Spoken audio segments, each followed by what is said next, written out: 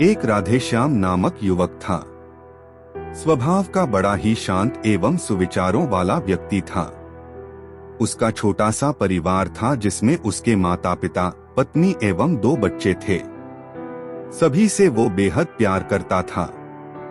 इसके अलावा वो कृष्ण भक्त था और सभी पर दया भाव रखता था। जरूरतमंद की सेवा करता था, किसी को दुख नहीं देता था।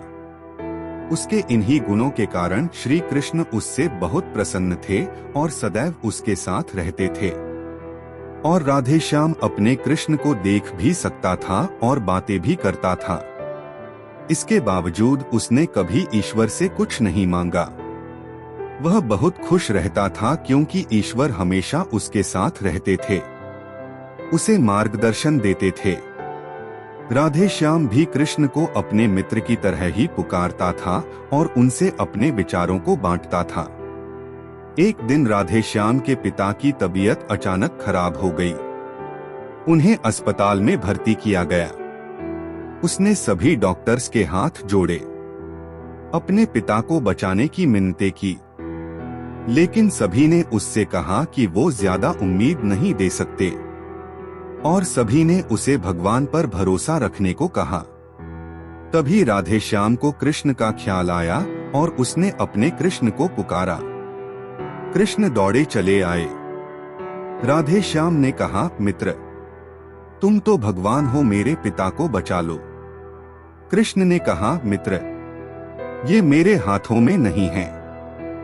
अगर मृत्यु का समय होगा तो होना तय है। इस पर राधेश्याम नाराज हो गया और कृष्ण से लड़ने लगा, गुस्से में उन्हें कोसने लगा। भगवान ने भी उसे बहुत समझाया पर उसने एक ना सुनी। तब भगवान कृष्ण ने उससे कहा, मित्र, मैं तुम्हारी मदद कर सकता हूँ, लेकिन इसके लिए तुम्हें एक कार्य करना होगा। राधेश्याम ने तुरंत पूछा, कैसा कार्य? कृष्ण ने कहा, तुम्हें किसी एक घर से मुट्ठी भर ज्वार लानी होगी और ध्यान रखना होगा कि उस परिवार में कभी किसी की मृत्यु न हुई हो। राधेश्याम झट से हाँ बोलकर तलाश में निकल गया। उसने कई दरवाजे खटखटाए। हर घर में ज्वार तो होती, लेकिन ऐसा कोई नहीं होता जिनके परिवार में किसी की मृत्यु न हुई हो। किसी का पिता, किसी का दादा, किसी का भाई, माँ, काकी या बहन। 2 दिन तक भटकने के बाद भी राधेश्याम को ऐसा एक भी घर नहीं मिला। तब उसे इस बात का एहसास हुआ कि मृत्यु एक अटल सत्य है। इसका सामना सभी को करना होता है, इससे कोई नहीं भाग सकता। और वो अपने व्यवहार के लिए कृष्ण से क्षमा मांगता है और निर्णय लेता है, जब तक उसके पिता जीवित हैं उनकी सेवा करेगा।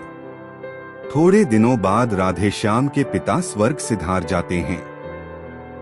उसे दुख तो होता है, लेकिन ईश्वर की दी उस सीख के कारण उसका मन शांत रहता है। दोस्तों, इसी प्रकार हम सभी को इस सच को स्वीकार करना चाहिए कि मृत्यु एक अटल सत्य है, उसे नकारना मूर्खता है। दुख होता है, लेकिन उसमें फंस जाना गलत। केवल आप ही उस दुख से पीड़ित नहीं हैं, अपितु संपूर्ण मानव जाति उस दुख से सामना करती ही है। ऐसे सच को स्वीकार कर आगे बढ़ना ही जीवन है।